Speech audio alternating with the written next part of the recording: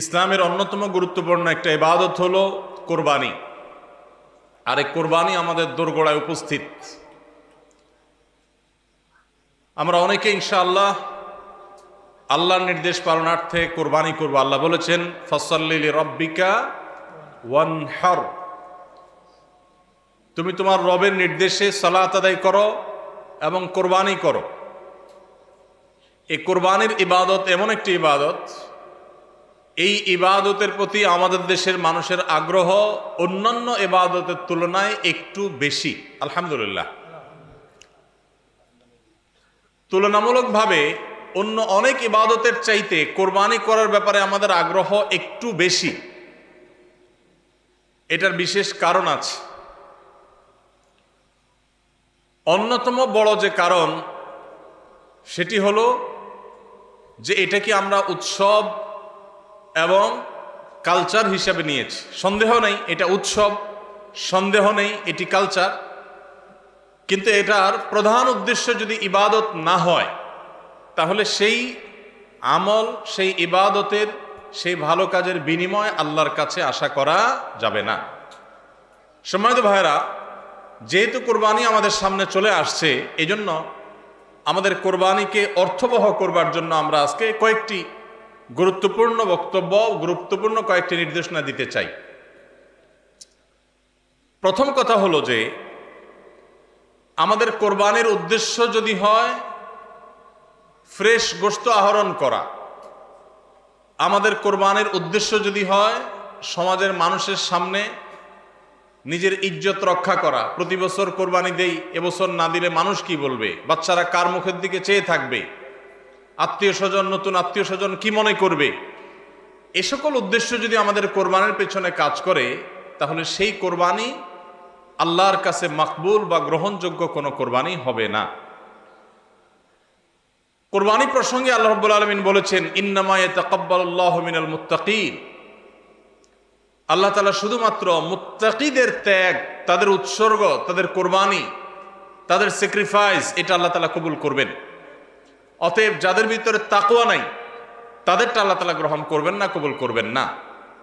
আমরা যে আয়াত পড়েছি সেই আয়াতও দেখেছি, আল্লাহ রাব্বুল আলামিন ইরশাদ করেছেন যে আমাদের কোরবানির রক্ত, আমাদের কোরবানির পশুর গোশত, এর কিছুই কি আল্লাহর কাছে যায়? কিছুই আল্লাহর কাছে যায় না। অন্য সব ইবাদত, আর্থিক ইবাদত, এটার ফিডব্যাক আমাদের কাছে আসে না সাধারণত। আমরা যখন দান সাদাকা করি, দান সাদাকা করলে ওইটা কি নিজে খাওয়া যায়? যখন দান করি, সাদাকা করি, তখন ওটা আল্লাহর তরফ থেকে গরিবদেরকে দিয়ে দিতে হয়, নিজে খাওয়া যায় না। কোরবানি এমন একটা ইবাদত যে আমরা কোরবানি করার সময় বললাম বিসমিল্লাহি আল্লাহু আকবার, আল্লাহুম্মা লাকা মিনকা ওয়া লাক, আল্লাহ আপনার পক্ষ থেকেই পেলাম এবং আপনার উদ্দেশ্যেই কোরবানি করলাম বলতেছি। তো আল্লাহর উদ্দেশ্যে দিয়ে দেওয়ার পর নিয়ম হলো আল্লাহর বান্দাদের মধ্যে গরিব যারা, দুঃখী যারা, তাদেরকে দিয়ে দিব। এটাই তো সাদাকার নিয়ম, দানের নিয়ম। কিন্তু কোরবানি এমন একটা ইবাদত যে ইবাদত আমি আল্লাহর উদ্দেশ্যে করলাম, আল্লাহকে খুশি করার জন্য জবে করলাম, কিন্তু গোশতটা আবার আল্লাহ আমাকে খাওয়ার অনুমতি দিয়েছেন। এটা অন্য ইবাদতে নাই।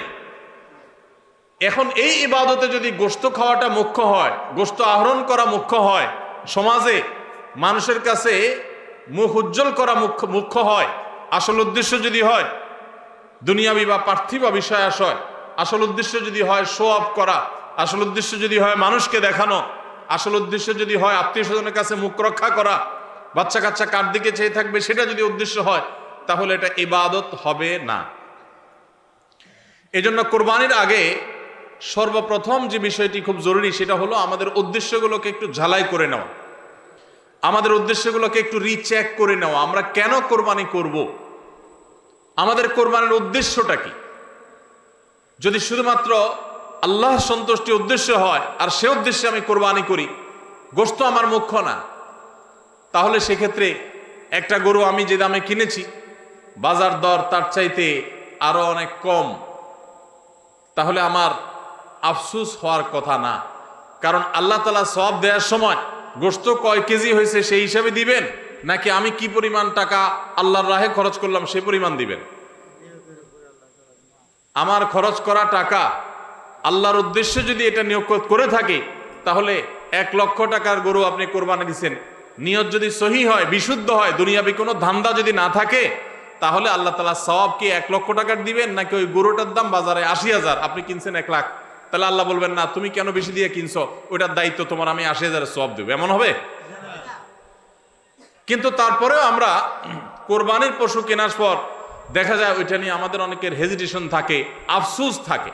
হ্যাঁ, সন্দেহাতীত ভাবে আপনি মার্কেটে যে গরুর বাজারে যে মূলামূলি করে উপযুক্ত ন্যায্য মূল্যে আপনি কিনবেন, অতিরিক্ত দাম কোনো যৌক্তিক কারণ ছাড়া আপনি কসাইকে বা গরু বিক্রেতাকে কেন দিবেন? সেটা দেওয়ার কোনো যুক্তি নাই। আপনি অবশ্যই মূলামূলি করে ন্যায্য মূল্যে কেনার চেষ্টা করবেন, কিন্তু কেনার পর এর দাম কত হইলো না হইলো, গোশত কয় কেজি হলো, পার কেজি কত পড়লো, তাতে লস হইলো না লাভ হলো, এগুলা সবগুলো প্রমাণ করে যে কোরবানির উদ্দেশ্যে ভেজাল আছে। ভাইরা আমার, আমরা কোরবানি সাধারণত বেশিরভাগ মানুষ গরু দিতে পছন্দ করি। এর অনেক কারণ আছে অবশ্য। আমাদের দেশে ছাগল উৎপাদন হয় খুব কম, নানা কারণে ছাগল উৎপাদনের জন্য আমাদের এই দেশ, পৃথিবীর অনেক দেশে ছাগল অনেক বেশি উৎপাদন করা যায়। বৃষ্টি বাদল এবং ঝড় তুফানের দেশে ছাগল উৎপাদন করা নানা কারণে কঠিন, যার কারণে গরু উৎপাদন বেশি হয়, আমরা গরু কোরবানি বেশি করি। এটা দোষের কিছু না, বরং এটা স্বাভাবিক। কিন্তু আমাদের অনেকের হয়তো গরু কোরবানি করার মতো সাধ্য নাই, ছাগল কোরবানি করার সাধ্য আছে। তারপরও দেখা যায় হাওলাত বরাত করে হলেও গরু কোরবানি দেই। কেন? কারণ ছাগল কোরবানি দিলে আশেপাশে মানুষ কি বলবে? এরকম জিনিস আমাদের মধ্যে আছে না নেই? যে এত বড় লোক মানুষ, এতদিন তো জানতাম পয়সা কড়ি আছে, উনি আবার ছাগল কোরবানি দিল, তাহলে চোখ মুখ মানুষের সামনে কেমনে দেখাবে? ভাইরা আমার, তো মানুষের কাছে কি বলবো, মানুষ কি বলবে, এই চিন্তা করে যদি গরুর জায়গায় ছাগলের জায়গায় আপনি গরু দেন, হাওলাত করিও দেন, তাতে আপনার এই কোরবানির দ্বারা সওয়াব হবে না। ভাইরা আমার, সবচেয়ে বেশি নিয়তের মধ্যে ভেজাল থাকে যেই ইবাদতে, তার নাম কোরবানি। অন্য কোনো ইবাদতে নিয়তের মধ্যে ভেজাল এত বেশি থাকে না, কোরবানিদের মধ্যে নিয়তের ভেজাল যত বেশি থাকে। কারণ কি? কারণ হলো ওই যে কোরবানি করার পর এটার ফিডব্যাক, এটার উপকারিতা, গোশতগুলো, এগুলো সব নিজেই ভোগ করে মানুষ, আপনার কাছে আবার ফিরে আসে। এই জন্য নিয়তের মধ্যে ভেজালের সম্ভাবনা অনেক বেশি থাকে। ভাইরা আমার, আমাদের প্রিয় নবী সাল্লাল্লাহু আলাইহি সাল্লাম তিনি কিন্তু গরু কিংবা ওঁট দিয়ে কোরবানি দেন নাই। এর মানে এইটা না যে গরু বা ওঁট দিয়ে কোরবানি দিলে সওয়াব কম হবে, এটা না। উদ্দেশ্য হলো যে ছাগল, দুম্বা, ভেড়া এরকম ছোট পশু দিয়ে কোরবানি তিনি দিয়েছেন, সাহাবা একরাম অনেকে দিয়েছেন। এখনকার মিডল ইস্টের মানুষ শতকরা বোধ হয় 90-95 জন মানুষ হবে, বা আরো বেশি সংখ্যক মানুষ হবে, প্রায় সবাই, তারা কিন্তু ছাগল, দুম্বা বা ভেড়া এই ছোট পশু দিয়ে কোরবানি দেয়। আমাদের দেশে আমরা বড় পশু অর্থাৎ গরু দিয়ে কোরবানি দেই, সেটার যৌক্তিক কারণ আছে। আমি বলেছি যে আমাদের দেশে গরু উৎপাদন করা যত সহজ হয়, ছাগল উৎপাদন করা এত সহজ হয় না, নানা কারণে গরুর, ছাগলের চাইতে গরুর উৎপাদন বেশি হয়, সেই হিসাবে আমরা করি, ঠিক আছে। কিন্তু যদি উদ্দেশ্য হয় বড় পশু কোরবানি করে আমি বড় কোরবানি দাতা জাহির করব নিজেকে, তাহলে এর মাধ্যমে সওয়াব হওয়া তো দূরের কথা, মানুষ দেখানো ইবাদত করার কারণে শিরকে আসগরের গুনাহ হওয়ার আশঙ্কা আছে। আমার কথা কি বুঝাইতে পারছি? ভাইরা আমার, আমাদের দেশে বাস্তবতা হলো কিছু নেককার মানুষ আছেন, আল্লাহ তাআলা পয়সা করে দিয়েছেন, হালাল টাকা, আবার আল্লাহর উদ্দেশ্যে বড় পশু কুরবানি করে গরিব দুঃখীকে গোশত খাওয়ায়, গরিবদের পুষ্টির যোগান হয়, এরকম নেক উদ্দেশ্যওয়ালা মানুষ আছে আলহামদুলিল্লাহ। কিন্তু এই সীমিত সংখ্যক মানুষ ছাড়া সাধারণত গরুর সাইজ যত বড় হয় নিয়তের ভেজাল তত বেশি হয়। আমি কি আপনাদের বুঝাতে পারছি?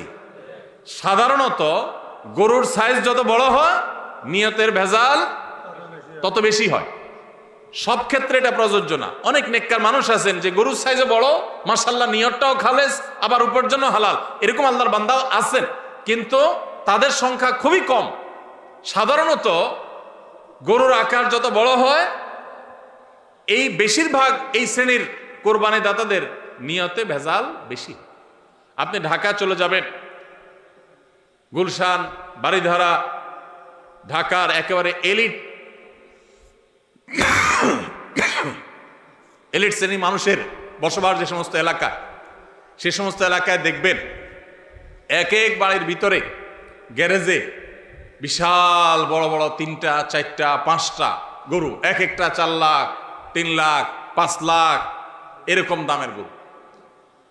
এই বাড়িওয়ালাদের বেশিরভাগ লোকদেরকে দেখবেন জীবনে এরা মসজিদের ধারে কাছেও যায় না, কিন্তু কোরবানিটা করে মাশাআল্লাহ।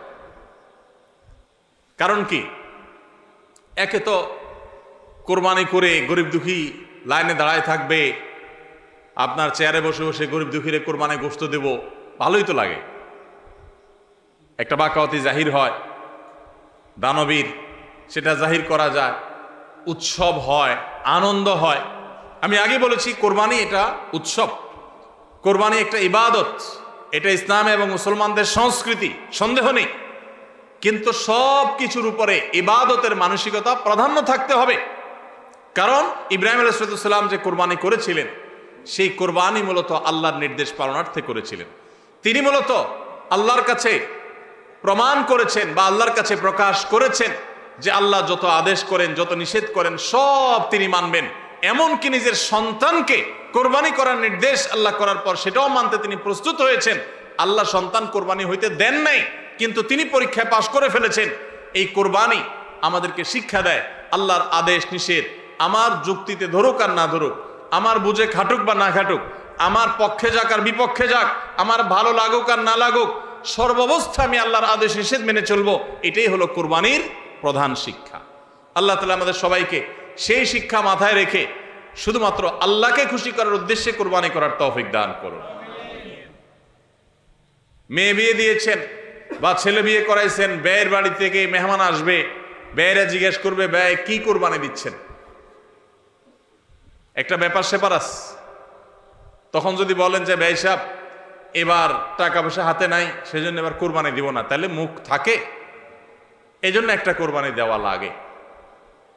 এই কোরবানি কি ব্যয় হিসাবের জন্য হলো না আল্লাহর জন্য হলো? এই ব্যয় হিসাবের জন্য কোরবানি করলে সেটা সওয়াব হবে না, বরং শিরক হবে, শিরকে আসগর। এটাকে শিরকে আসগর বলা হয়। আল্লাহ তাআলা আমাদের সবাইকে আল্লাহকে খুশি করার জন্য কোরবানি করার তৌফিক দান করুন। আল্লাহকে খুশি করার জন্য যে কোরবানি করছেন, মাঝে মধ্যে একটু অ্যাসিড টেস্ট করবেন। অ্যাসিড টেস্ট বলবো, ধরেন আপনি প্রতি বছর গরু কোরবানি করেন, এক বছর হঠাৎ করে ছাগল কোরবানি করেন, ছাগল কোরবানি করেন।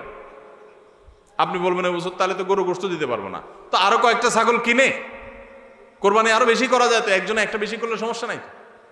ছাগল অনেকগুলো কিনে গরিব দুঃখীদেরকে দিয়ে দেন, তারা কোরবানি করে তারা গোশত খায় ফেলাকে আপনার তরফ থেকে কোরবানি হয়ে যাবে। আপনি একটা ছাগল করেন, দেখেন এটা মানাইতে পারেন কিনা নিজেরই। যদি কোনো অসুবিধা না হয় মানাইতে, তাহলে আলহামদুলিল্লাহ আল্লাহর শুকর আদায় করতে পারেন যে আপনার নিয়তের মধ্যে বোধহয় ভেজাল নাই।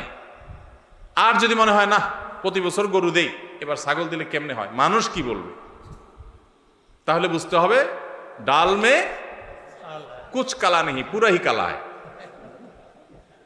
আল্লাহ তাআলা আমাদের সবাইকে ইখলাসের সাথে তাকওয়ার সাথে কুরবানির এই আমলটি সম্পাদন করার তৌফিক দান করুন। ভাইরা আমার, কুরবানির সামনে আসছে, এখন থেকে আমরা একটু পরিবারের সদস্যদেরকে নিয়ে বসি, বাচ্চা সহ ফ্যামিলির সব সদস্যরা একটু বসেন, মশওয়ারায় বসেন, পরামর্শ মজলিসে বসেন, বসে জিজ্ঞাসা করেন আমরা আসলে কোরবানিটা কেন করতেছি। গোশত খাওয়া, ফ্রেশ গোশত আহরণ করা, মানুষের সামনে নিজেদের মুখ উজ্জ্বল করা, কি ধান্দা, উদ্দেশ্য কি? একজন একজন করে সবাই মতামত নেন এবং এটা নিশ্চিত করেন যে আমরা আল্লাহর জন্যই কোরবানি করছি। এটা কিভাবে নিশ্চিত করব? একটা তো বললাম যে বিশাল বড় গরু কোরবানি করেন সব সময়, এবার একটু ছাগল কোরবানি করেন, দেখেন তো মনে মানাইতে পারেন কিনা। কারণ আপনি বলবেন ভাই গরু কোরবানিতে তো অনেক টাকা লাগে, ছাগলে তো অনেক কম টাকা লাগে, তাহলে এই কোরবানি ওইটার চাইতে কিভাবে উত্তম হয়? আমি উত্তম বলতেছি না, আমি বলতেছি যে আপনার নফস, আপনার মন মানে কিনা যে আমি গরুর জায়গায় ছাগল কোরবানি করলেও তো হবে, হবে না হবে না? কেউ যদি ছাগল কোরবানি করে তার কোরবানি হবে কি হবে না? হবে। কোরবানি ছাগলও করা যায়, গরুও করা যায়, ভেড়াও করা যায়, দুম্বাও করা যায়, মহিষ দিয়েও করা যায়, উট দিয়েও করা যায়, এসব পশু দিয়ে কোরবানি করা যায়। অতএব আপনি এবছর একটু ছাগল দিয়ে করেন, বাকি গরু কেনার যে আরো বাজেটের টাকা ছিল সেগুলো দিয়ে আরো কয়েকটা ছাগল কিনে গরিব মানুষকে দিয়ে দেন, ওটা যাতে এলাকা মানুষ ট্রেন না পায়, অন্য এলাকায় দিয়ে দেন। আমরা সুন্নাহ ফাউন্ডেশনের তরফ থেকে সারা দেশে বিভিন্ন জায়গায় জায়গায় কোরবানি করি। অনেক প্রবাসী আছেন অনেকে ইউরোপ আমেরিকার এমন এমন দেশে আছেন সেখানে কোরবানি চাইলেও করা যায় না, সুযোগ নাই। বা দেশে অনেকে আছেন যে তার হয়তো সে সুযোগ নাই, ক্যাপাসিটি নাই, নানা কারণে সুবিধা অসুবিধা আছে। তো আমরা তাদের তরফ থেকে কোরবানি করে দেশের বিভিন্ন গরিব দুঃখীদের আপনার বাসা বাড়িতে আমরা তাদের ঘরে ঘরে গোশত পৌঁছাই দিই। তো আপনি গরুর বাজেটের টাকা দিয়ে একটা ছাগল কিনে বাকি টাকা দিয়ে এরকম ছাগল কিনে মানুষকে দান করে দেন, জবাই করে অন্য মানুষকে গোশত দিয়ে দেন, এলাকা দিলেন না, মানুষ টের পারো না। তাহলে মনকে মানাতে পারেন কিনা দেখেন। এটা হলো অ্যাসিড টেস্ট। আমি বলতেছি না সবসময়, মাঝে মধ্যে এরকম করে দেখেন যে মন মানে কিনা। যদি দেখেন যে না মন মানে, তাহলে আলহামদুলিল্লাহ ভাইরা আমার। আর একইভাবে মাঝে মধ্যে আমার কোরবানি আমি জবাই করলাম, গোশত সব দিয়ে দিলাম, ফ্রিজে খুব একটা ভরলাম না, অল্প স্বল্প রাখলাম। কারণ আল্লাহ তাআলা বলেছেন ফাকুলু মিনহা ওয়া আতি'মুল বাইসাল ফাকির ফাকুলু মিনহা ওয়া আতি'মুল কানি'a ওয়াল মু'তার। কোরবানি গোশত নিজেও খাবো, গরিব দুঃখীকেও খাওয়াবো, যে চায় তাকেও দিব, যে চায় না আত্মীয় স্বজন তাদেরকেও দিব। অতএব মুস্তাহাব এই তিনও ভাগে ভাগ করা, কিন্তু এটা ফরজ ওয়াজিব না। তাহলে আমি পরিমাণ একটু কম রেখে বেশিরভাগই দিয়ে দিলাম। মন মানে কিনা দেখেন, মন মানে কিনা। অনেকে আছেন লামসাম সামান্য একটু দিয়া আর সব ফ্রিজে ঠেলতে ঠেলতে ফ্রিজের দরজাই লাগে না, পারলে রশি দিয়া বাঁধে যে দরজা লাগে না। কারণ গোশত, পায়া, ভুড়ি, কলিজা, ফ্যাপসা সব ঢুকাইতে ঢুকাইতে ফ্রিজ বেচারা জাম হয়ে গেছে। তাহলে কোরবানি কেন করতেছি? গোশতের জন্য যদি কোরবানি হয়, এই কোরবানি করবাই না, এটা ফুর্তি। কোরবানি তো ত্যাগের নাম। আপনার ভিতরে ত্যাগ কতটা আছে, ত্যাগের মানসিকতা কতটা আছে। আপনি আল্লাহর রাহে আল্লাহকে খুশি করার জন্য লাখ টাকা দিয়ে গরু কোরবানি করেন, ভালো কথা। আপনার মধ্যে আসলে ত্যাগের মানসিকতা আছে কি, এটা প্রমাণ করার জন্য মাদ্রাসা, নতুন মাদ্রাসা হচ্ছে, সেখানে লক্ষ লক্ষ টাকার দরকার আছে। আপনি সেখানে 20,000 50,000 টাকা অকাতরে দিতে পারেন কিনা, এটা অ্যাসিড টেস্ট। সেখানে টাকা বাইর হয় না। কোরবানিতে লাখ টাকা দেন, মাদ্রাসা টাকা দেন না, মসজিদে টাকা দেন না, আরো অনেক দিনের কাজ আছে সেখানে টাকা দেন না। গরিব দুঃখী মানুষ আছে, তাদের দরকার। একজন গরিব, তার চিকিৎসা মাত্র 20,000 টাকা হলে হয়ে যায়। আপনি 20,000 টাকা দিতে পারেন কিন্তু দেন না, 2,000 দেন, 500 টাকা দেন, কিন্তু কোরবানির সময় মাশাআল্লাহ 1 লাখ টাকার গরু কিনেন। যদি আল্লাহর জন্যই হয়, স্যাক্রিফাইসে যদি হয়, কোরবানিও করেন, ওখানেও দেন, কিন্তু কোরবানির সময় আসেন ওখানে নাই। তাহলে আপনার এই কোরবানিটা কি আল্লাহর জন্য হচ্ছে না নিজের জন্য হচ্ছে, আল্লাহর খুশির জন্য হচ্ছে না অন্য কোনো উদ্দেশ্য হচ্ছে? এই প্রশ্ন জোরালোভাবে আমাদের অবশ্যই রাখতে হবে। ভাইরা আমার, এর মানে আবার কেউ এটা বুঝেন না যে কোরবানি কম হোক আমরা সে চেষ্টা করবো না, কোরবানি আরো বেশি বেশি করার চেষ্টা করবেন। কোরবানি যত বেশি হবে তত আমাদের সব দিক থেকে লাভ। যারা কোরবানি বিদ্বেষী, সেকুলার, বিশেষ করে এক শ্রেণীর মুসলিম বিদ্বেষী নাস্তিক আছে, কোরবানির মৌসুম আসলেই দেখবেন এদের পাখা গজায়। এরা দেখবেন গরুর প্রতি মায়া এত বেশি, এত দরদ। তারা বলে আরে এতগুলো গরু জবাই করে ফেলা হবে, এই গরুগুলোর ভিতরে প্রাণ আছে, কত নির্মমতা। এরকম দেখবেন এরা এখন থেকে, এই কয়দিন পর থেকে দেখবেন সোশ্যাল মিডিয়াতে, ফেসবুকে তাদের এই সমস্ত জিগির শুরু হয়ে যাবে। আছে না নাই? এরা আবার সকাল বিকাল বিফ ছাড়া, মাটন ছাড়া, অর্থাৎ গরু গোশত আর খাসি গোশত ছাড়া, মুরগির গোশত ছাড়া তাদের নাস্তাও চলে না। তাদের নাস্তায় থাকে হলো আপনার চিকেন স্যান্ডউইচ, তাদের দুপুরে থাকে হলো বিফ কারি, তাদের রাতে থাকে হলো গরুর কালাবুনা অথবা মাটন, ডাল খাসি। 3 বেলা গোশত ছাড়া চলে না। কিন্তু মুসলমানদের কোরবানি আসলে তাদের কি হয়? অ্যালার্জি ছাড়া চুলকানি শুরু হয়। আছে না নাই? এই জন্য এদের প্রতিবাদে কোরবানি আরো বেশি করে করবেন, কিন্তু সেটা আল্লাহকে খুশি করার জন্য যেন হয়। কারে খুশি করার জন্য হবে? আল্লাহকে খুশি করার জন্য। ভাইরা আমার, কোরবানি যত বেশি হবে আমাদের যেরকম সওয়াব হবে, আমাদের দেশের অর্থনীতিতে অনেক বেশি কল্যাণ বয়ে আনবে এই কোরবানি। কিভাবে সেটা? প্রতি বছর কোরবানিতে যে লক্ষ লক্ষ গরু ছাগল জবে হয়, এই লক্ষ লক্ষ গরু ছাগল এগুলো তো আসমান থেকে নাজিল হয় না, জমিন ফেড়ে বের হয় না। এক সময় ইন্ডিয়ান গরুর উপরে আমাদের দেশ নির্ভর ছিল। আলহামদুলিল্লাহ গত বেশ অনেক বছর ধরে আপনারা দেখেন যে আমাদের দেশীয় গরু দিয়েই আমাদের কোরবানির ম্যাক্সিমাম চাহিদা প্রায় পূরণ হয়ে যায়। ইন্ডিয়ান গরুর উপরে এখন আর আমাদের কোরবানি নির্ভর নয়।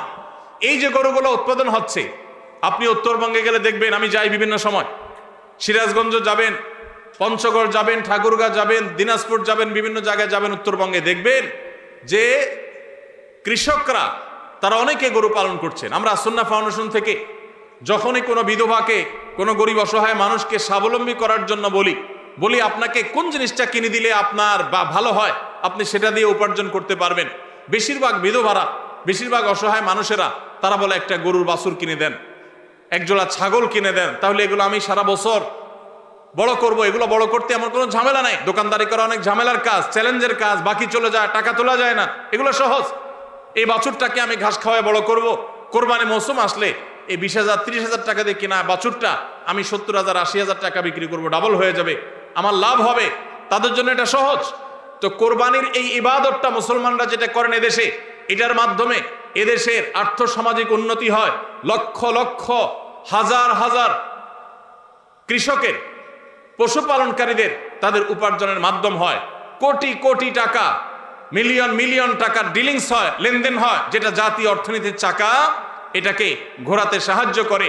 কোরবানির এই ইবাদত এটা আমাদের অনেক গরিব অভাবী মানুষের পুষ্টির যোগান দেয়। আপনারা জানেন অনেক গরিব মানুষ আছেন কোরবানির মৌসুমে মন ভরে একটু গোশত খাইতে পারেন, সারা বছর গোশতের দাম এত বেশি, তো বেচারারা কিনে খেতে পারেন না।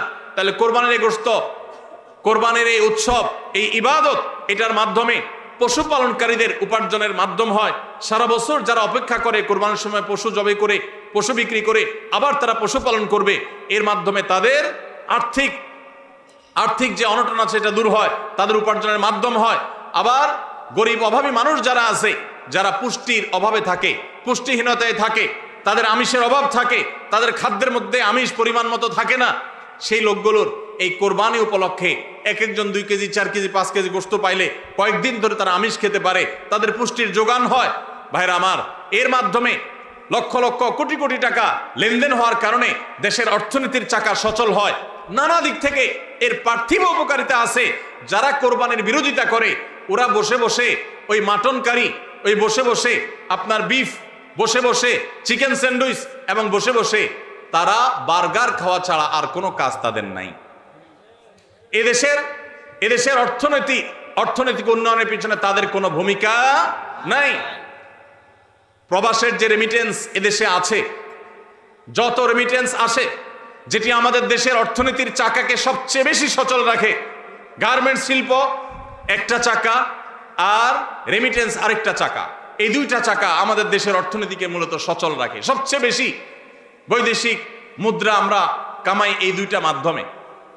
ভাইরা আমার, আপনারা নিশ্চয়ই জানেন চাঁদপুর এলাকার মানুষ আপনারা, এই চাঁদপুরে প্রায় প্রতিটা ঘরে ঘরে বিদেশি আছে না নাই? প্রত্যেকটা ঘরে ঘরে প্রায় অনেক প্রবাসী ভাইরা আছে।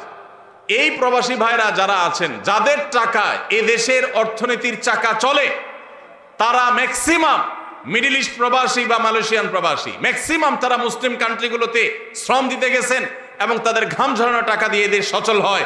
আর এই দেশের আইন, এদেশের নিয়ম, এদেশের সংবিধান, এদেশের সবকিছুর ক্ষেত্রে সবচেয়ে বেশি পোদ্দারি করে হলো ইসলাম বিদ্বেষীরা, আর টাকাটা আনে সবচেয়ে বেশি ইসলামিস্টরা। যত মধ্যপ্রাচ্য প্রবাসীরা টাকা আনে, তাদের 99% তারা আলহামদুলিল্লাহ ইসলামকে ভালোবাসে, মহব্বত করে। আমি 10 বছর সৌদি আরবে প্রবাসী ছিলাম, আমি জানি। আমি মিডল ইস্টের বিভিন্ন দেশ ঘুরে ঘুরে প্রবাসীদের ব্যক্তিগত জীবন, তাদের চিন্তা দর্শন, এগুলোকে কাছে থেকে দেখার সুযোগ আমার হয়েছে। প্রবাসীদের যে টাকা এদেশের অর্থনীতির চাকা সবচেয়ে বেশি সচল থাকে। আমি ইউরোপ আমেরিকায় থাকা প্রবাসী ভাইদের প্রতি শ্রদ্ধা রেখে বলছি, তাদের মধ্যে অনেকে আছেন তারা দেশকে ভালোবাসেন, কিন্তু ম্যাক্সিমামের অবস্থা হলো যে তারা যদি ওই সমস্ত দেশে একবার যেতে পারে, তাহলে দেশের জমি জমা, বাড়ি গাড়ি যা আছে এগুলা বিক্রি করে ডলার করে হুন্ডির মাধ্যমে নিয়ে যায়। কারণ ওই দেশে তার একটা বাড়ি কেনা লাগবে, কারণ সে সেখানকার নাগরিক হয়ে যায়। আর মিডল ইস্টে যারা যায় তারা নাগরিক হইতে পারে না, এই জন্য ওখান থেকে 1 রিয়াল 1 দিরহাম পারলে ওইটা বাঁচিয়ে দেশে পাঠায়। ঠিক না ঠিক? অতএব কোরবানির উৎসবের মাধ্যমে দেশের অর্থনীতির চাকা সচল হয়। প্রবাসীদের কষ্টার্জিত আয়ের মাধ্যমে দেশের অর্থনীতির চাকা সচল হয়। এদেশের অর্থনীতির চাকা সচল হওয়ার পেছনে সবচেয়ে বেশি ভূমিকা যাদের, তাদের বিরুদ্ধাচরণকারী যাদের কোনো ভূমিকা নাই, বসে বসে বার্গার খাওয়া ছাড়া, চিকেন আর বিফ কাট আপনার মাটন খাওয়া ছাড়া যাদের আর কোনো কাজ নাই, এরাই কোরবানি আসলে গরুর জন্য মায়া কান্না শুরু করে।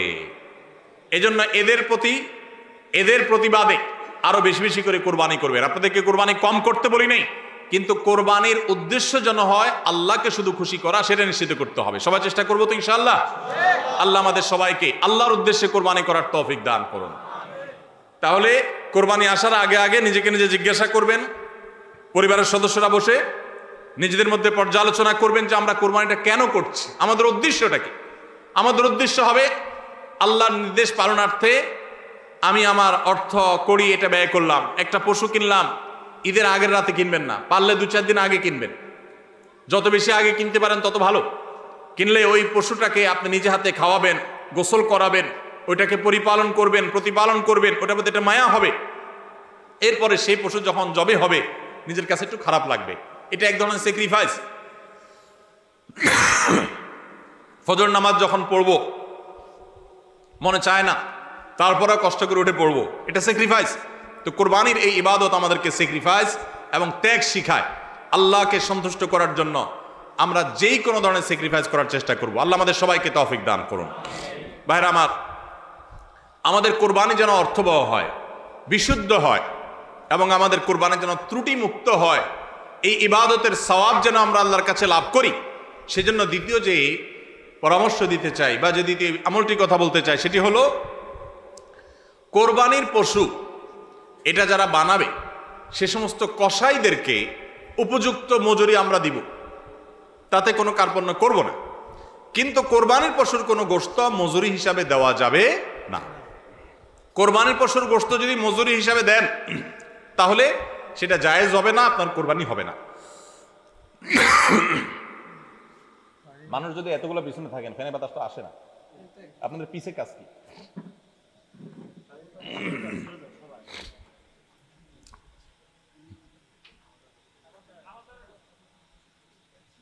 জি ভাই, তো যেটা বলছিলাম যে কোরবানির পশুর গোশত এটা যে কসাইরা বানায়, সে কসাইদেরকে কোরবানির পশুর গোশত থেকে কিছু দেওয়া যাবে না।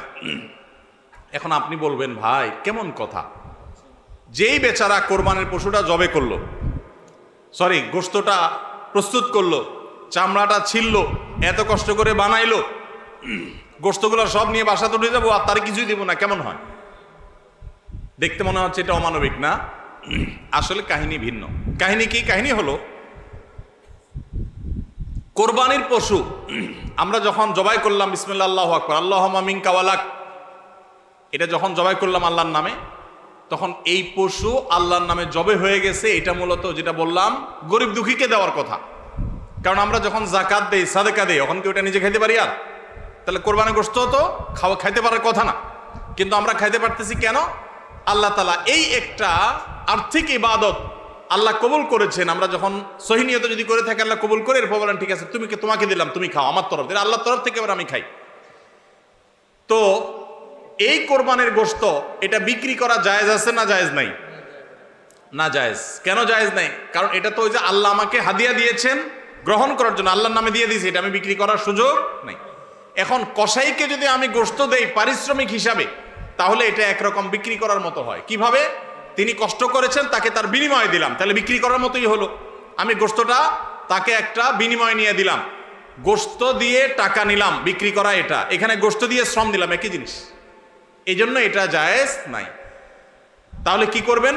কসাইকে তার ন্যায্য মূল্য দিবেন। একটা গরু বানানোর জন্য যা লাগে তা পুরাটা দিবেন এবং আগে ভাগে এগুলো চুকায় নিবেন। মুশকিল হলো কসাইরা জানে যে একটা গরু বানাইতে হয়তো বাজার দর অনুযায়ী সে 10,000 টাকা নিত, এখন সে 8,000 রাজি হয়ে গেছে। কেন 8,000 রাজি হয়ে গেছে?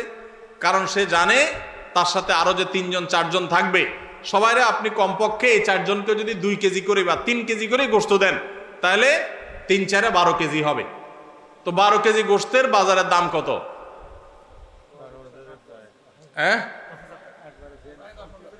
তাহলে চিন্তা করবে সে যে আমার তো এই দিক দিয়ে 2,000 টাকা ছাড় দিলাম আর পাইলাম তার চাইতে আরো অনেক বেশি। এই জন্য কসাই কম টাকা রাজি হয়ে যাবে।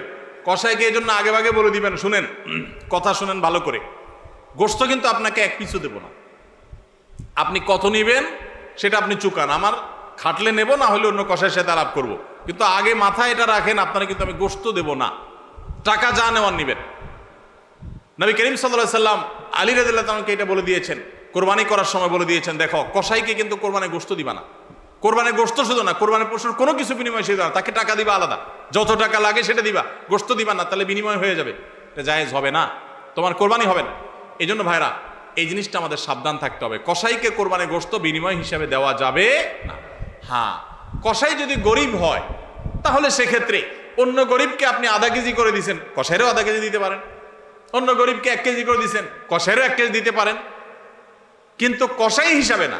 সেটা হলো তিনি যদি কসাইগিরি নাও করতেন তারপরও আপনি তাকে দিতেন যদ্দুর অদ্দুর দিবেন, এর বেশি যদি আপনি দেন এবং সেটা যদি বিনিময় হিসাবে দেন তাহলে কি হবে না, জায়েজ হবে না। এই একটা মাসআলা না জানার কারণে আমাদের অনেকের কোরবানি এটা নিয়ে টানাটানি দেখা দেয়। নাম্বার 3 এবং শেষ পয়েন্ট হলো, কোরবানির পশুর গোশত এটা আপনি আহরণ করতে গিয়ে মাথায় রাখবেন যে কোরবানির পশুর রক্ত, বুড়ির ময়লা, এগুলো যেন আশপাশের পরিবেশটা নষ্ট না করে। আমরা অনেক সময় দেখি কোরবানির ঈদের 2 দিন 4 দিন 5 দিন পর পর্যন্ত রাস্তাঘাট দিয়ে চলা যায় না দুর্গন্ধের চোটে, ঠিক না বেঠিক? এবং কোরবানির মৌসুমে প্রায় বিভিন্ন বছরে দেখি আমরা বন্যা হয়, এই ময়লাগুলো পানির সাথে বিভিন্ন জায়গায় ছড়ায় পড়ে। বিশেষ করে আমাদের বাইরে আশেপাশে রাস্তাঘাট দিয়ে পথচারীরা যখন চলে, আপনার কোরবানির পশুর দুর্গন্ধ, এটার ময়লা, রক্ত, এগুলো যদি আশপাশে পরিবেশ নষ্ট করে, মানুষের নাক ধরে, মানুষ অসুস্থ হয়, নানা রকমের রোগ তৈরি হয়, এখান থেকে নানা রকম রোগবালাই ছড়ায় এবং মানুষের কষ্টের কারণ হয়, তাহলে কোরবানি দিয়ে আপনি সওয়াবের পরিবর্তে গুনাহ হওয়ার আশঙ্কা আছে। এই জন্য নিজ দায়িত্বে আমার পশুর কোরবানির রক্ত গর্ত করে এমনভাবে কোরবানি করব যে সব গর্তে চলে যাবে এবং মাটি চাপা দিয়ে দিব এবং পানি দিয়ে এমনভাবে পরিষ্কার করে দিব, ব্লিচিং পাউডার ইত্যাদি দিয়ে এমনভাবে পরিষ্কার করব যাতে করে আশপাশে কোনো মানুষের কষ্ট না হয়। অনেকে আছেন কোরবানির বুড়ির ময়লাগুলা যেখানে সেখানে ফেলে দিয়ে রাস্তার পাশে উনি বুড়িটা নিয়ে চলে গেছেন, এটা কোনো ভালো মুসলমানের কাজ না, এটা ফাসেক মানুষের কাজ। নবী করিম সাল্লাল্লাহু আলাইহি সাল্লাম ঈমানের শাখা বলতে গিয়ে বলেছেন, ইমাতাতুল আযা আনিত তারিক, ঈমানের একটা শাখা হলো রাস্তায় এমন কিছু যদি কেউ কষ্ট ফেলে রাখে যেটাতে আরেকজনের কষ্ট হয়, সেটা আপনি আরেকজন ফেললে আপনি সরাই দিবেন, এটা হলো ঈমানের দাবি। আর আপনি নিজে যদি ফেলান সেই জিনিসটা, যে জিনিসটা মানুষের কষ্ট হয়, তাহলে এটা তো কুফরির অঙ্গ হবে। কথা কি বুঝাইতে পারছি?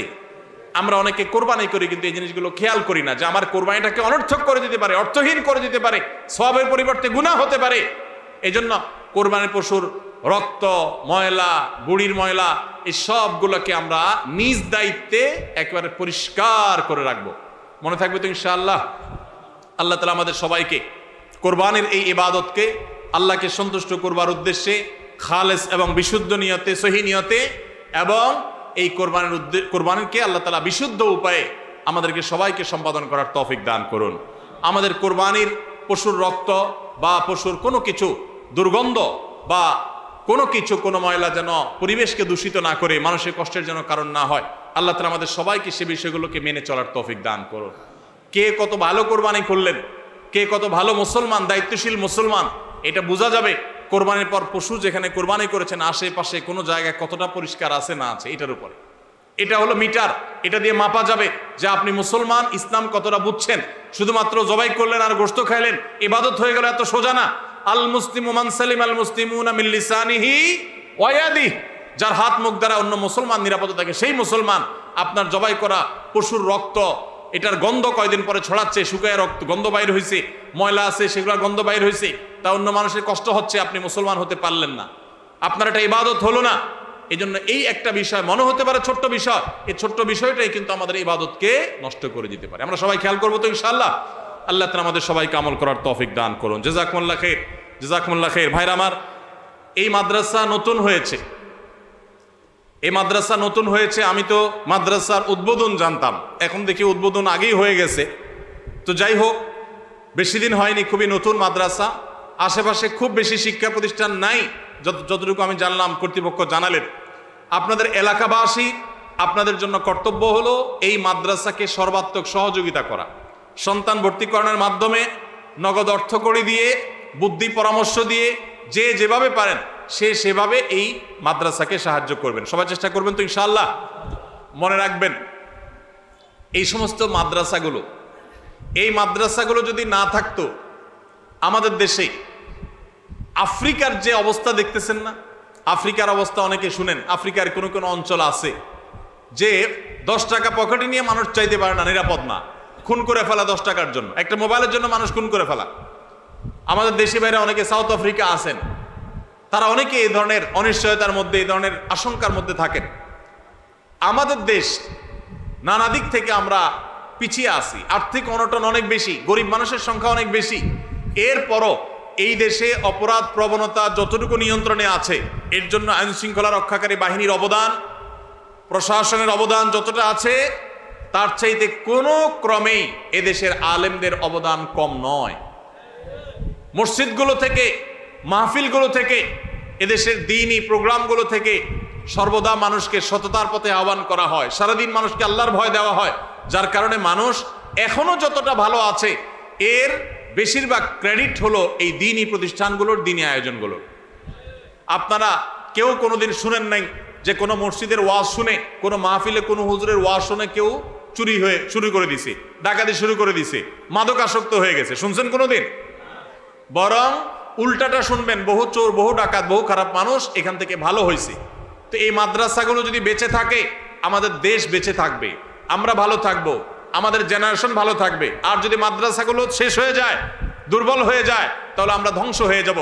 আজ আমাদের সমাজে যতটুকু অনাচার, যতটুকু অনিয়ম, যতটুকু অন্যায়, যতটুকু পাপাচার আমরা দেখি, এটি দাওয়াতের অভাবে, ইসলাম প্রচারের, যথাযথভাবে ইসলামকে প্রচার করার অভাবে। আর সে অভাব দূর করবার জন্যই এই প্রতিষ্ঠানগুলোকে আমাদের বাঁচিয়ে রাখতে হবে। মনে রাখবেন, সাদেকায়ে জারিয়া এটা। মসজিদ করার জন্য আমাদের দেশে অনেকেই আলহামদুলিল্লাহ আগ্রহ হয়ে দান করেন, কিন্তু মাদ্রাসা করার জন্য টাকা দিতে চান না। অথচ সন্দেহ নেই, মসজিদ আল্লাহর ঘর, মুসলমান সমাজের মূল কেন্দ্র মসজিদ। নবী সাল্লাল্লাহু আলাইহি সাল্লাম প্রথম মদিনায় গিয়ে মসজিদই বানাইছেন, সন্দেহ নেই। কিন্তু মনে রাখবেন, মসজিদকে যদি আপনি শোরুমের সাথে তুলনা করেন, তাহলে মাদ্রাসাকে আপনি তুলনা করতে পারেন ইন্ডাস্ট্রি, কারখানার সাথে। মাদ্রাসা যে আলেমগুলো তৈরি হয়, প্রোডাকশন হয়, এই আলেমগুলাকে মসজিদে উপস্থাপন করা হয়। মসজিদের মিম্বরে যে হুজুর দেখেন, যে আলেম দেখেন, তার প্রোডাকশন হয়েছে কোত্থেকে? মাদ্রাসা থেকে। এই জন্য মাদ্রাসাগুলো হলো কারখানার মতো, এগুলো টিকে না থাকলে শোরুমে মাল পাবেন না, শোরুমে মানুষ পাবেন না, মসজিদে উপযুক্ত ব্যক্তি পাবেন না।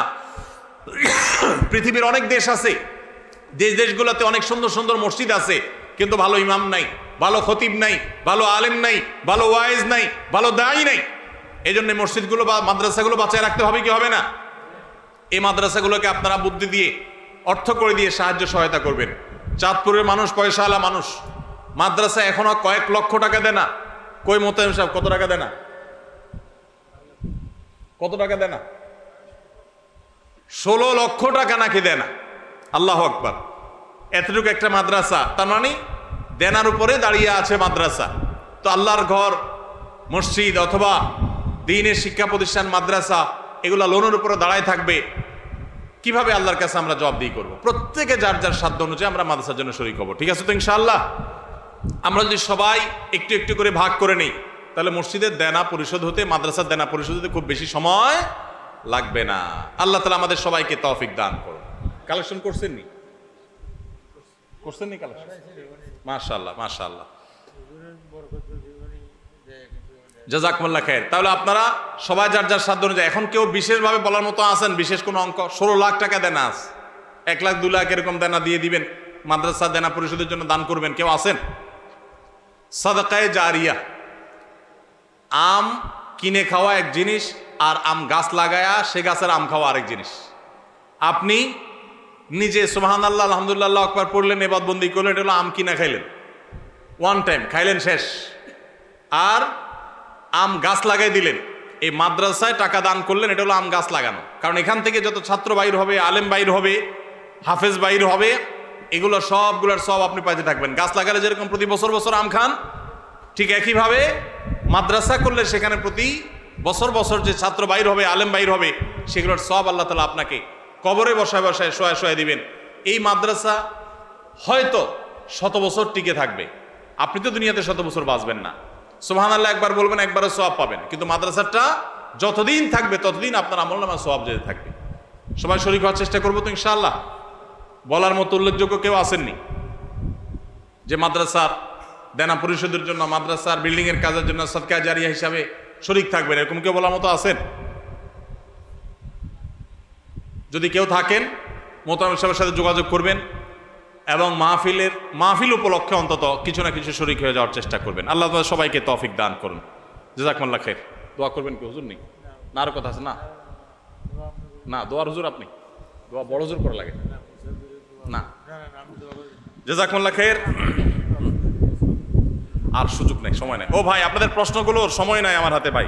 10:30 বাজে গেছে, প্রশ্ন উত্তর ওখানে যাই দেবো কিছু।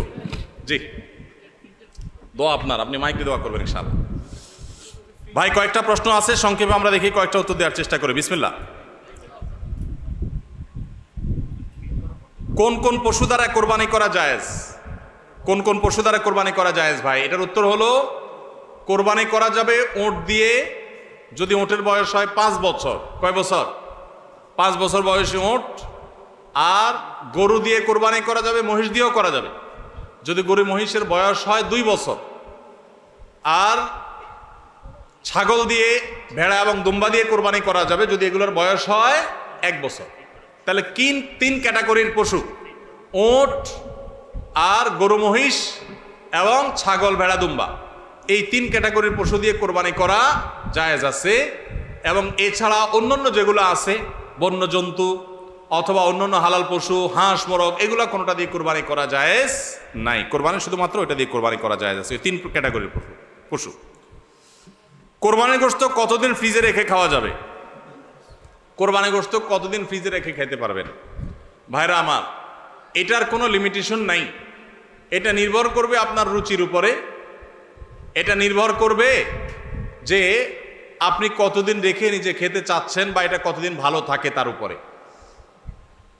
অনেকে খুব বেশি দিন গোশত ফ্রিজে রেখে, মাছ ফ্রিজে রেখে খেতে পছন্দ করেন না। ভাইরা আমার, কোরবানির গোশত যেহেতু আল্লাহকে আমি দিয়ে দিয়েছি, এটা আসলে আমার কিনা গোশতের মতো না। অতএব এখানে আমি যেটুকু পাই ওইটুকুই আমার জন্য বেশি।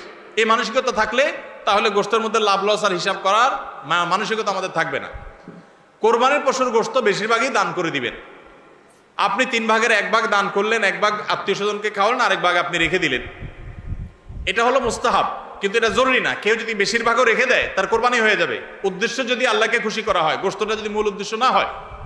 কারোর উদ্দেশ্য হতে পারে যে আমি রেখে দিয়ে পরে আস্তে আস্তে আল্লাহর হস্তে মানুষকে দিব, গরিব দুঃখীদেরকে রান্না করে খাওয়াবো, নিজেরাও খাবো, তো আলহামদুলিল্লাহ তিনি রাখতে পারেন। এটা কোনো লিমিটেশন নাই যে কোরবানি গোশত এতদিনে বেশি রাখা যায় না, এমন কোনো কথা নাই।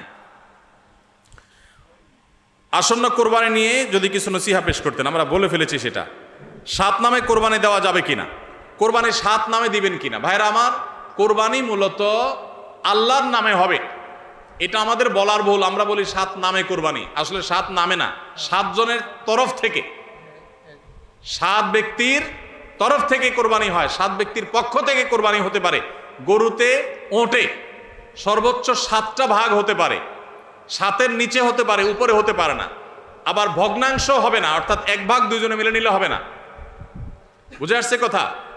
3 ভাগ হতে পারে, 2 ভাগ হতে পারে, 7 ভাগ সর্বোচ্চ হতে পারে। 7 ব্যক্তির পক্ষ থেকে কোরবানি যথেষ্ট হবে। গরু এবং ওটে, মহিষে, এগুলোতে যথেষ্ট হবে। পরিষ্কার নবী করিম সাল্লাল্লাহু আলাইহি ওয়াসাল্লামের হাদিস রয়েছে। আজকাল অনেক আলেমরা এটা নিয়ে, বা কোন আলেমরা এটা নিয়ে মত পার্থক্য করেন, দুর্ভাগ্যজনক সেটা। এটা নিয়ে সংখ্যাগরিষ্ঠ ইমামদের দ্বিমত নাই। আরব আজম কোন দেশে সংখ্যাগরিষ্ঠ আলেমদের কোনো দ্বিমত নাই যে গরু, ওট এগুলো 7 ব্যক্তির তরফ থেকে যথেষ্ট হবে। দাড়ি কতটুকু রাখা শরীয়ত সম্মত? যাদের দাড়ি কম গজায় তাদের ক্ষেত্রে শরীয়তের বিধান কি? দাড়ি এটাকে লম্বা করতে হবে। আফুল্লুহা আর খুল্লুহা, নবী সাল্লাল্লাহু আলাইহি ওয়াসাল্লামের নির্দেশ, তোমরা দাড়িকে ছেড়ে দাও, লম্বা করো। এখন যাদের দাড়ি গজাই কম তাদের সওয়াব যে কম হবে তা না। আমরা অনেকে মনে করি দাড়ি যত লম্বা হয় সওয়াব মনে হয় তত বেশি হয়। না, ব্যাপারটা সেরকম না। কারো দাড়ি অনেক ছোট হয়, দাড়ি যদি ছোট হলে সওয়াব কম হয়, তাহলে মালয়েশিয়ান, ইন্দোনেশিয়া মানুষদের দাড়ি সওয়াবই থাকবে না। বেচারার দাড়ি এতটুকু বড়ই হয় না। আমার দেশে অনেকের আছে যে সামান্য অল্প অল্প দাড়ি, তো দাড়ি অল্প হোক আর বেশি হোক, আমার যা আছে আমি সেটাই রেখে দিছি, আমি কাটি নাই, এর মাধ্যমে আল্লাহ তাআলার কাছে আমি সওয়াব পাবো, এটাই সুন্নাহ পালন হয়ে যাবে, ওয়াজিব আদায় হয়ে যাবে। নামাজে অনেক সময় রাকাত ভুলে গেলে করণীয় কি? অনেক সময় 3 রাকাত পড়লাম নাকি 4 রাকাত ঠিক মনে থাকে না। নামাজে রাকাত সংখ্যা নিয়ে যদি আমাদের সমস্যা হয়, এই সমস্যা তো প্রায়ই হয়, তাই না? আজকাল যে পরিমাণ দুনিয়ার ধান্দা, নামাজের রাকাতের হিসাব মনে থাকে না। তো রাকাত সংখ্যা নিয়ে যদি আমার ঝামেলা হয়, মনে না থাকে, তাহলে আমি কি করব? আমি দেখব যে আমার কোনটার দিকে প্রবল ধারণা জাগে। 3 রাকাত আর 4 রাকাত দুইটা নিয়ে সন্দেহ হচ্ছে, আমার বেশিরভাগ মনে হচ্ছে 4 রাকাত, তাহলে আলহামদুলিল্লাহ 4 রাকাতই আমি ধরে নিব। আর যদি বেশিরভাগ মনে হয় 3 রাকাত, তাহলে 3 রাকাতই আমি ধরে নিব। প্রবল ধারণা যেটা হবে সেটাই আমি ধরে নিব এবং শেষে সিজদা সাও দিয়ে নিব। আর যদি আমার 3 এবং 4-এর মাঝখানে আমি দাঁড়ায় থাকি, 50-50, 3-এর দিকেও মন আগায় না, 4-এর দিকেও মন আগায় না, 2-এর দিকেও মন আগায় না, আবার 3-এর দিকেও মন আগায় না, এরকম যদি হয় তাহলে কমটা ধরে নিব। পরিষ্কার হাদিসে নবী সাল্লাল্লাহু আলাইহি ওয়াসাল্লাম নির্দেশনা রয়েছে ব্যাপারে। যেমন 3 আর 4 নিয়ে যদি ডাউট হয় এবং 50-50 থাকেন, মাঝখানে দাঁড়ায় আছেন, কোনো দিকে মন টানে না, তাহলে আপনি 3 ধরে নেবেন। 3 ধরে নামাজ শেষ করবেন, শেষে সিজদা সাও দিয়ে দিবেন, বাস নামাজ হয়ে যাবে ইনশাআল্লাহ। ফজরের নামাজের সময় দেরি হলে, অর্থাৎ যদি দেখা গেল সূর্য উদয় হইতেছে, এরপর কি কাজা নামাজ পড়বো নাকি ফজর নামাজ স্বাভাবিক নিয়মে পড়বো? সূর্য উঠছে এরকম অবস্থা নামাজ পড়া জায়েজ নাই, হারাম। সূর্য যখন উঠে, যদি আপনি ফজর নামাজ পড়তে পারেন নাই, কোনোদিন হঠাৎ হয়ে গেছে, অ্যালার্ম বাজছে, খবর নাই, এত বেশি ঘুম আসছে, কালে ভদ্রে হতে পারে, ডেইলি এরকম হলে জায়েজ হবে না, গুনাহগার হবেন। হঠাৎ হয়েছে একদিন, অনেকদিন পরে হতে পারে, এরকম যদি হয় সূর্য উঠে গেছে, এদিকে আপনার ফজর নামাজ পড়া হয় নাই, তাহলে আপনি সূর্য উঠতেছে ওইটা আমি নামাজ পড়বেন না। তাহলে কি করবেন? সূর্য উঠার 15-20 মিনিট পর অপেক্ষা করে তারপরে ফজর নামাজ আপনি আদায় করবেন। সমাজে কিছু মানুষ বিপদে পড়ে এনজিওগুলো থেকে লোন নিয়ে বিদেশে যায়, জায়গা ক্রয় করে অথবা ঘরবাড়ি করে, এক্ষেত্রে করণীয় কি? এনজিওগুলো 14% হারে সুদের টাকা দেয়। সুদের টাকা কি 14% হারে দিছে না 2% হারে দিছে, এটা মুখ্য না। আমরা যখন বাইরে যাই, বিশেষ করে উন্নত দেশগুলোতে যাই, তখন বাংলাদেশি প্রবাসী ভাইরা জিজ্ঞাসা করে, ভাই এখানে হাউস লোনের জন্য ব্যাংকগুলো থেকে এত কম নামমাত্র সুদের টাকা দেয় যে বলার মতো না, এই লোভ ছাড়া যায় না, একেবারে লোন দেয় নামমাত্র মূল্যে, একদম ফাও বলতে গেলে। তো সেটা জায়েজ হবে কিনা? উত্তর একই, সুদ আল্লাহর জমিনে সবচেয়ে ভয়াবহ হারাম। সুদের চাইতে ভয়াবহ হারাম আর কোনোটা নাই। অন্য কোনো হারাম খেলে আল্লাহর সঙ্গে, আল্লাহ রাসূলের সাথে যুদ্ধের সামিল না। সুদের ভয়াবহতা এত বেশি, সুদের কারবার করার আল্লাহ রাসূলের সাথে যুদ্ধের ঘোষণা দেওয়ার সামিল।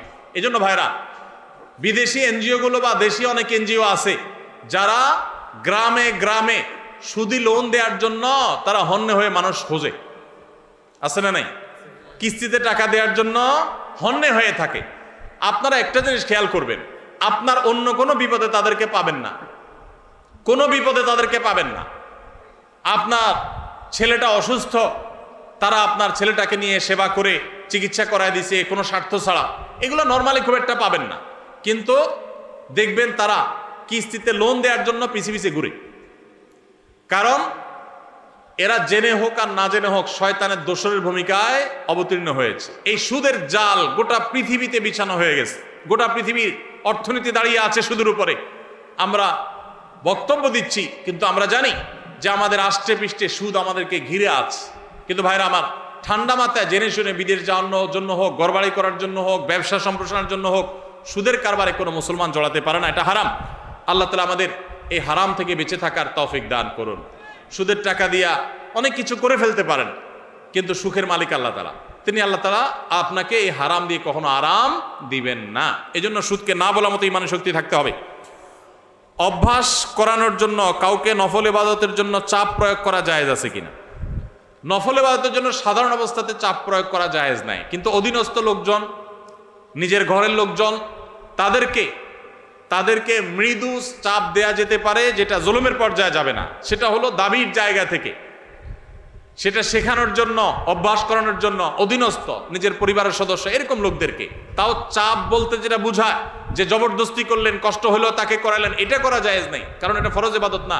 নবী করিম সাল্লাল্লাহু আলাইহি সাল্লাম রমজানের শেষ দশকে পরিবার লোকদেরকে ঘুম থেকে ডেকে তুলতেন ইবাদতের জন্য, নফল ইবাদতের জন্য। তো এই টাইপের পরিবারকে আপনি আহ্বান করতে পারেন, এটা কিছুটা জোরাজুরি বলা যেতে পারে বাহ্যিক অর্থে, কিন্তু চাপ প্রয়োগ বলতে জুলুম যদি বুঝায় বা জবরদস্তি যদি বুঝায়, তো অভ্যাসের জন্য জবরদস্তি করানো জায়েজ নেই, কারণ বিষয়টা নফল। পিরিয়ড অবস্থায় মুখস্থ সূরা বা কোরআনে কারীম থেকে তেলাওয়াত করা যাবে কিনা? পিরিয়ড অবস্থায় কোরআন তেলাওয়াত করার ব্যাপারে জমহুর বা সংখ্যাগরিষ্ঠ ইমামদের মত হলো মা বোনরা পিরিয়ড অবস্থায় কোরআন তেলাওয়াত করবেন না। তারা কোরআন তেলাওয়াত শুনতে পারেন, তারা ইসলামিক বই পুস্তক পড়তে পারেন, তারা অন্যান্য দ্বীনি বই, তাফসীর গ্রন্থ, হাদিস গ্রন্থ পড়তে পারেন, দোয়া দুরূদ জিকির আজকার সব করতে পারেন, কিন্তু কোরআন তেলাওয়াত তারা করবেন না, কোরআন স্পর্শ করবেন না। এটা হলো জমহুর এবং সংখ্যাগরিষ্ঠ ইমামদের মত। আমার বাবা একজন ব্যবসায়ী, তিনি ব্যবসায় হারাম করেন, আমি ঠান্ডা মাথায় অনেক করে বুঝিয়েছি, এর কারণে আমাকে দোকান থেকে বের করে দিয়েছেন। এখন এই ব্যবসার টাকা কি আমি খেতে পারবো? আমার জন্য কি হারাম হবে? পুরো ব্যবসাটা যদি হারাম হয় এবং হারামের উপরে দাঁড়ায় থাকে, তাহলে আপনি নিজে যেহেতু দোকানদারি করতেছেন, তার মানে নিজে কিছু করতে পারবেন, তাহলে আপনার জন্য জায়েজ নাই। আপনি প্রাপ্তবয়স্ক হলে আপনার বিকল্প উপার্জনের পথ আপনাকে খুঁজে বের করতে হবে।